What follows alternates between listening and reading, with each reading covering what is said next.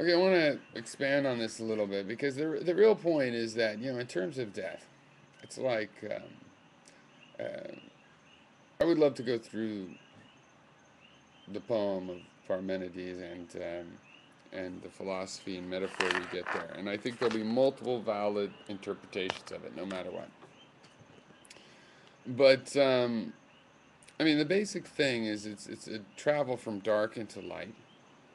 It's more about, like someone said, oh, death is so, in the comments, death is so important because if you can face death, fearlessly, it feels, amazing and it's powerful. But that's exactly the point. I mean, the amazing thing about death is that you realize, whatever, you embrace your mortality. And, if you, uh, if you think about it, that's the same as, just not really thinking about death. It's not like founding your whole philosophy on the idea of death. That's a kind of nihilism. Founding your whole philosophy, not being afraid of death, embracing it, embracing the nothingness. You know, no, I don't think. I, I feel I've done pretty well on embracing my mortality. And some people will try to call you on it like, oh, well, we'll see if you were in a mortal situation, potentially fatal situation. Well, I react like someone that wants to survive. That doesn't mean you haven't embraced your mortality. And, some of that would be fear and out of control fear. I mean, embracing the mortalities we're talking about it in philosophy is in your life, in your everyday life, when you're not faced with a mortal. People are going around thinking, oh, the fundamental thing, I'm going to the grocery, the fact that I'm dying at this moment as I think about my tomato purchase is the most important thing. And it's really just a kind of nihilism. I mean, I think the successful attitude towards mortality is to embrace it. And I say this as someone who, a lot of people now I know. I've just been surprised over the years, decades really now, and it's just a tremendous majority of people are like, oh, I wouldn't want to be immortal. Life would get too boring. And if you really talk about an infinite number of years, then maybe there's some inductive argument to that effect. But I mean, I personally see no problem with wanting to live 10, 50,000 years.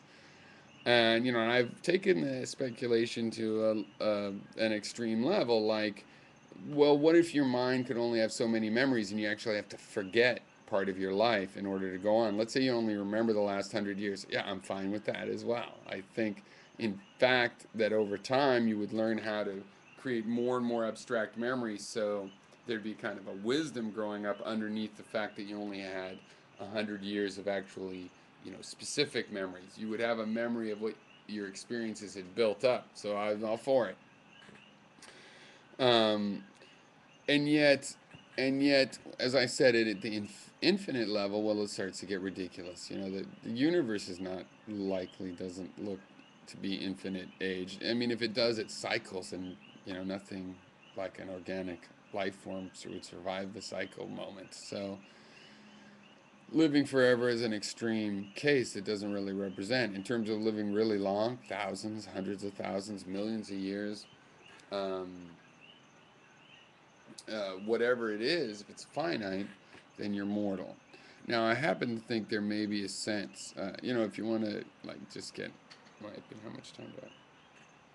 My idea of it, I think that for human beings, I think if you could stay like a healthy 50 or 60-year-old um, and live a long time. I imagine that, well, as I said, thousands of years would be fine, but, I could see how there's something, apoptosis where cells self destruct. There's something to starting anew because it is the same life form when you create a new life form from the genetic point of view.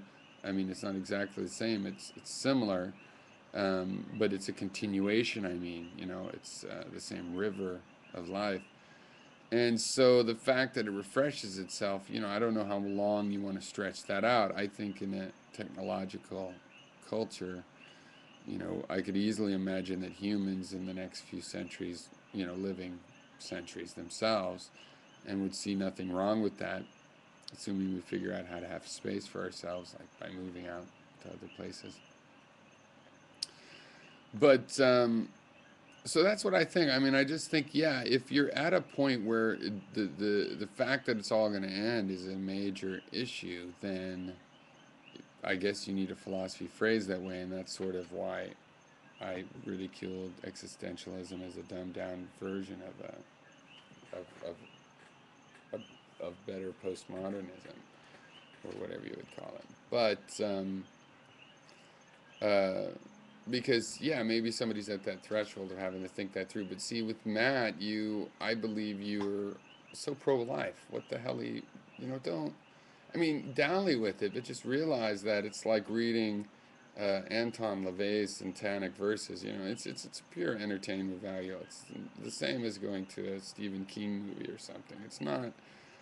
It's to be taken seriously as art criticism and what role it plays, but it's it expresses